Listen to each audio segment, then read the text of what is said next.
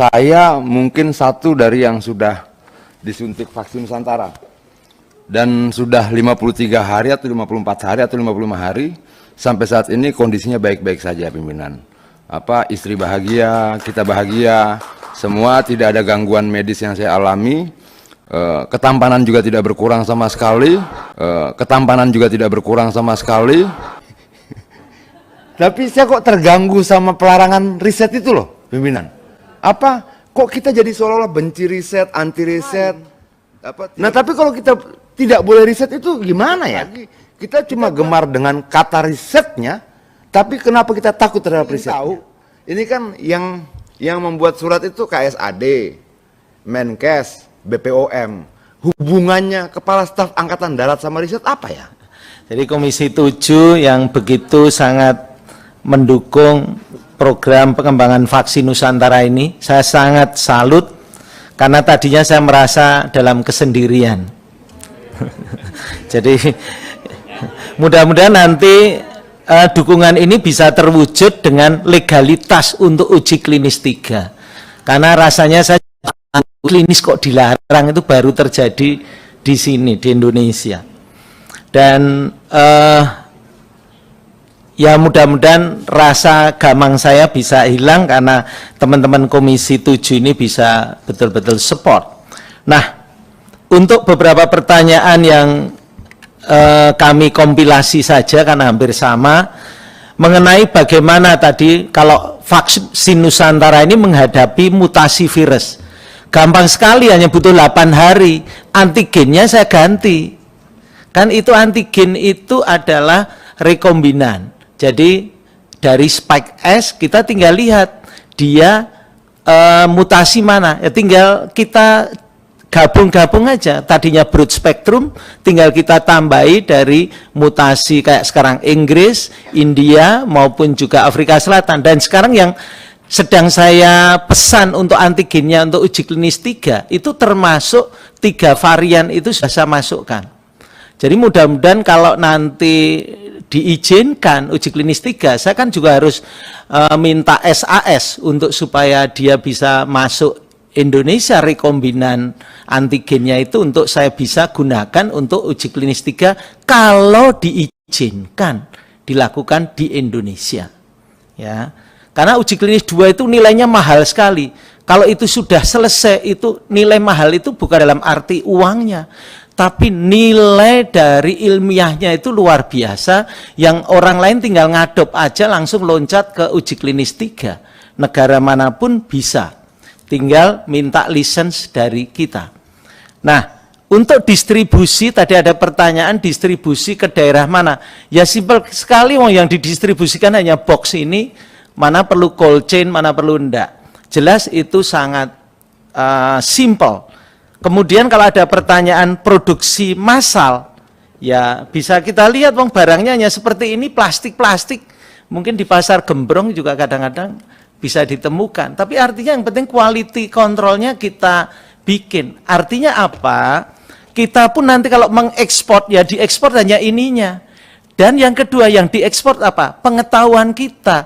Jadi tenaga-tenaga kita yang sudah bisa bikin ini melatih tenaga-tenaga di negara lain maupun di negara lain maupun di daerah kita sendiri yang terpencil.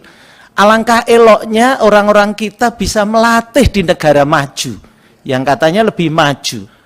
Dan ini merupakan sebuah hal yang sangat baik. Kita bisa mengekspor barang dan kita bisa mengekspor pengetahuan, kita dapat 2 hasil. Devisa dalam bentuk box calon vaksinnya, dan devisa pengetahuan dalam bentuk kita bisa berbagi ilmu dan pengetahuan. Itu menurut saya akan membuat hubungan dengan semua negara akan menjadi lebih baik. Kalau kemampuan produksi massal, bisa dibayangkan produksi seperti ini, UMKM pun bisa langsung ikut serta. Paling yang kita harus siapkan antigen dan tadi cairan yang tadi masih sebagian ada yang saya import. Tapi itu pun kalau jumlahnya kemudian besar, tidak menutup kemungkinan kita bisa minta lisensinya untuk dibuat di Indonesia. Alangkah indahnya kalau kita bisa mendatangkan devisa, bukan mengeluarkan devisa. Kemudian Untuk tadi ada bergabung tidak, dan itu tidak ada persoalan. Yang penting menguntungkan untuk percepatan apa tidak. Kalau itu justru menghambat, untuk apa? Kalau pengetahuan secara ilmiah jelas sama, semuanya adalah etik, kemudian publikasi, itu hal yang simple. Ya, kalau dilihat citation saya sudah di atas 1000 kalau boleh dilihat. Ya, artinya dikutip apa yang pernah kita tulis bersama-sama dengan teman-teman yang lain sudah di atas 1000, itu jumlah yang sangat besar citation index saya. Itu artinya kita sudah terbiasa untuk publikasi dan terbiasa, tinggal nanti reviewernya. Kita mau terindeks Scopus juga, yang Scopus bagaimana, yang kualitas Q1, Q2 atau Q3, itu sangat penting. Jadi kalau mau yang paling top ya Q1. Dan itu akan kita wujudkan. Kita tidak ragu-ragu untuk mampu melakukan itu. Karena kita sudah punya kemampuan menulis di Q1. Q1 itu tertinggi dari indeks Scopus. Ya. Jadi tidak main-main, tidak boleh kita mempermainkan ini seolah etik, tidak etik. Aduh, kita sudah kenyang untuk riset. Ya, kenyang untuk riset. Cuma kita mohon kalau bisa, mosok sih ada kendala untuk uji klinis 3 aja harus tidak boleh, itu yang menurut saya agak melukai hati. Dan saya juga tetap ingin bertahan bisa saya kerjakan di Indonesia, tidak dipindahkan ke negara lain. Karena sangat simpel, saya tadi cara membuatnya, mosok di negara lain tidak bisa membuatnya, sangat simpel akan bisa dibuatnya. Yang saya inginkan hanya satu, cita-cita saya bolehlah melalui rapat dengar pendapat kali ini di Komisi 7 bisa mencetuskan, mendorong untuk tidak menghalangi. Itu aja yang saya inginkan. Sehingga legalisasi untuk kami melakukan uji klinis 3 itu legal. Siapapun kalau namanya riset itu, kalau pada manusia namanya uji klinis. Nah, dan itu bisa dikerjakan kapan saja. Cuma begitu ada peraturan yang itu, saya harus taat. Saya harus betul-betul tunduk karena itu aturan negara. Cuma ya agak menggelitik di hati saya dari sanubari saya. Kalau masalah anggaran, jujur saya tidak perlu anggaran karena saya lihat Komisi 7 aja udah pada mau urunan. Itu besar sekali. Ya, saya tidak butuh anggaran dari negara. Yang saya butuhkan adalah goodwill, political will. Apa yang mau dilakukan? Mau tidak keluar anggaran kok, maksud mengeluarkan aturan untuk menghalangi, untuk apa? Kecuali vaksin ini menimbulkan kematian, penderitaan dan sebagainya. Saya sendiri sudah merasakan dan anak istri saya. Artinya apa? Saya sudah siap melakukannya dan saya sudah tahu, yakin kalau Pak Adrian ikut, itu kan saya anggap orang lain. Tetapi kalau istri itu bagian hidup saya, anak bagian hidup saya, itu menurut saya sebuah hal yang keyakinan kita bahwa vaksin itu aman. Dan hasil dari uji klinis 1 dalam 6 bulan, saya dapat laporan dari Dr. Yeti selaku penguji, itu dalam 6 bulan memang sangat safety, tidak ada yang tertular dari semua hasil pasien uji klinis 3. Padahal pasien uji klinis 3 ada yang memang kerjanya cleaning service di area COVID-19, dan itu saya sangat bersyukur. Dan mudah-mudahan diridhoi oleh Tuhan Yang Maha Kuasa. Sekali lagi saya mohon dukungan supaya kami bolehlah melakukan uji klinis. Karena itu bagian dari kemerdekaan riset. Kalau itu saja dilarang, ya izin, saya tidak tahu harus berkata apa. Itu saja yang bisa saya sampaikan. Terima kasih. Wassalamualaikum warahmatullahi wabarakatuh. Waalaikumsalam. Saya mohon izin pada pimpinan dan anggota untuk interaktif sebentar dengan Pak Dr. Terawan. Pertama, ingin saya tanyakan Pak, ini termasuk dalam kriteria inklusi bahwa usia itu di bawah 65 tahun. Bagaimana dengan anak-anak Pak di bawah 18 tahun? Itu pertama. Terus kedua, bagaimana dengan kami-kami masyarakat yang sudah menerima vaksinasi dari vaksin yang lain? Jika kemudian nanti divaksin misalnya dengan Nusantara, itu Pak. Silakan Pak. Terima kasih. Kalau namanya uji klinis, kita harus mengemukakan data dan fakta dari kondisi pasien secara inklusif dan eksklusif. Itu aturan dunia yang kita pakai. Tetapi di luar itu ada namanya rekomendasi dokter.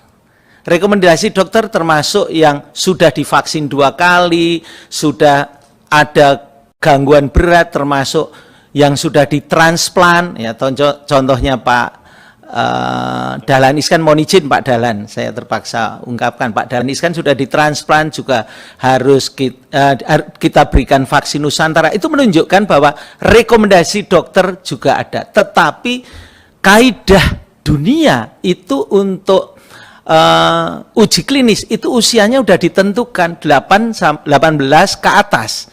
Itu tujuannya supaya dia mengerti secara hukum internasional bahwa bisa menandatangan dan sebagainya. Tidak ada kaitan dengan side effect dengan apapun, tidak. Itu adalah kaidah internasional dalam membuat sebuah uji klinis. Untuk anak-anak tidak ada persoalan. Ini dari riset kita itu bisa diambil 14 cc. 14 cc tidak 40 cc lagi, tapi 14 cc. Namun itu perlu rekomendasi dari pediatrik. Kalau dokter pediatrik katakan oke, itu oke. Tapi bukan masuk ke uji klinis. Tapi masuk di ranah rekomendasi dokter. Seperti saya merekomendasikan misalnya anak saya dan sebagainya, itu adalah rekomendasi. Saya akan minta kalau anak saya umurnya masih di bawah 18 tahun, saya akan minta pediatrik untuk bagaimana anak saya boleh apa enggak. Oh boleh, ya sudah kami akan lakukan. Itu yang harus dibedakan antara uji klinis yang harus pakemnya strict dan rekomendasi dokter yang pakemnya democration, tergantung dokter. Itu aja Pak. Jadi tidak menjadi persoalan jika seseorang sudah disuntik misalkan dengan Sinovac, kemudian suntik dengan vaksin Nusantara, karena ada sahabat saya ketua fraksi PAN Pak Saleh Daulay sudah mendapatkan 2 suntikan vaksinasi dengan Sinovac dan kemudian dengan vaksin Nusantara. Yang saya lihat sekarang malah beliau itu nafsu makannya besar sekali Pak Dokter. Jadi banyak kemajuan dari Pak Saleh itu, terutama kemajuan perutnya Pak. Jadi itu yang mohon bisa diberikan penjelasan Pak, apakah itu diperbolehkan dan bisa dilaksanakan? Yeah. Seperti tadi yang saya bicarakan adalah rekomendasi dokter. Itu yang paling penting. Kalau dokter penyakit dalam memberikan rekomendasi, ya kita akan izinkan. Tapi tidak dimasukkan ke dalam uji klinis. Di uji klinis 2 kan tadi tercatat 227 orang, yang 78 tadi eksklusi. Yang dieksklusi itu bukan berarti tidak divaksin, tetapi dia tidak dimasukkan dalam uji klinis. Mereka tetap divaksin, rekomendasinya tinggal si dokter aja. Dokter penyakit dalam, oke, silahkan, enggak apa-apa karena ini tidak membahayakan, karena itu autologus. Asas manfaat lebih besar. Dan nomor 1 adalah do no harm, tidak menimbulkan penderitaan. Nah, itulah yang menjadi konsep dan prinsip kita. Karena itu rekomendasi untuk hal yang di luar kaidah intrinsik dan ekstrinsik faktor, nah itu pendapat ahli itu diperlukan dalam pemberian sesuatu. Demikian. Ketua, mungkin sebelum tutup, Ya. satu aja Pak Ketua. Di kriteria eksklusi, saya kira mungkin saya masuk di kriteria ini karena saya ini punya alerginya sangat banyak, sampai hari ini belum divaksin. Kemarin mestinya bareng sama Pak Adian, tapi karena di Ambon waktu itu ada kegiatan yang lain, karena mengkonsumsi kortikosteroid karena alergi yang sangat tinggi, tetapi juga ada beberapa operasi yang dilakukan di tahun-tahun sebelumnya. Nah, terhadap situasi itu, jadi rujukan pendapat dokter itu gimana ya? Karena ini kan kita sudah tidak masuk dalam mekanisme inklusi ya. Saya karena lihat ini banyak sekali kawan-kawan dan saudara saya yang side effect-nya cukup berat dengan Astra dan juga dengan ini Sinovac. Sampai hari ini saya nggak berani untuk masuk vaksin gitu loh. Nah, dengan penjelasan Bapak ini, kalau kita masuk dalam kriteria eksklusi, penanganannya jadi gimana Pak? Kalau sekiranya misalnya dengan semua riwayat yang ada pada kita gitu loh. Harus dibedakan antara masuk uji klinis dengan tidak. Kalau kalau ibu masuk eksklusi berarti tidak masuk uji klinis. Itu rekomendasi aja sih dokter untuk berkenan memberikan autologous vaksin. Itu tidak ada masalah. Contohnya ya karena di berita sudah ada, mohon izin Mbak Asanti saya izin. Jadi beliau juga termasuk autoimun, kita berikan atas rekomendasi tim dokter, tidak masalah. Dan kalau ibu autoimun, ya tidak masalah rekomendasi dari tim dokter, tapi tidak masuk dalam uji klinis. Karena uji klinis itu dilihat oleh dunia, dan uji klinis itu saya harus laporkan ke WHO melalui clinicaltrial.gov. Kebetulan vaksin Nusantara ini sudah masuk di uji klinis dunia loh. Ya, enggak main-main, sudah masuk di clinicaltrial.gov. Boleh di biorender dibuka AV COVID-19. Kenapa namanya AV COVID-19? Dulu saya belum sempat memberi nama. Ya, sekarang sudah kita berikan nama. Waktu itu setelah lahir kita beri nama. Kan waktu kita rancangan penelitian, rancangan riset uji klinis, kan kita harus laporkan ke WHO. Dan begitu sudah jadi, kita sudah mulai nyuntikkan, baru kita beri nama. Jabang bayi sudah lahir, jadi baru ada namanya. Kalau dulu jabang bayi belum lahir, tidak boleh kita kasih nama. Pamali nanti mohon izin.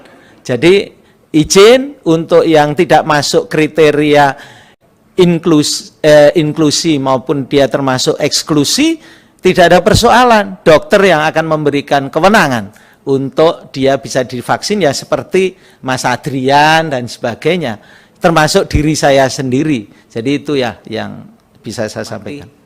Saya sangat terharu dan saya merasa sangat bersyukur karena saya masih bisa merasakan dan melihat nurani yang luhur, goodwill yang baik, sama political yang begitu baik yang diwujudkan di dalam rapat dengar pendapat ini, dan saya boleh di kemudian hari boleh meneruskan vaksin Nusantara ini betul-betul menjadi sebuah vaksin yang bisa dipakai di seluruh dunia. Itu saja yang menjadi harapan saya. Terima kasih.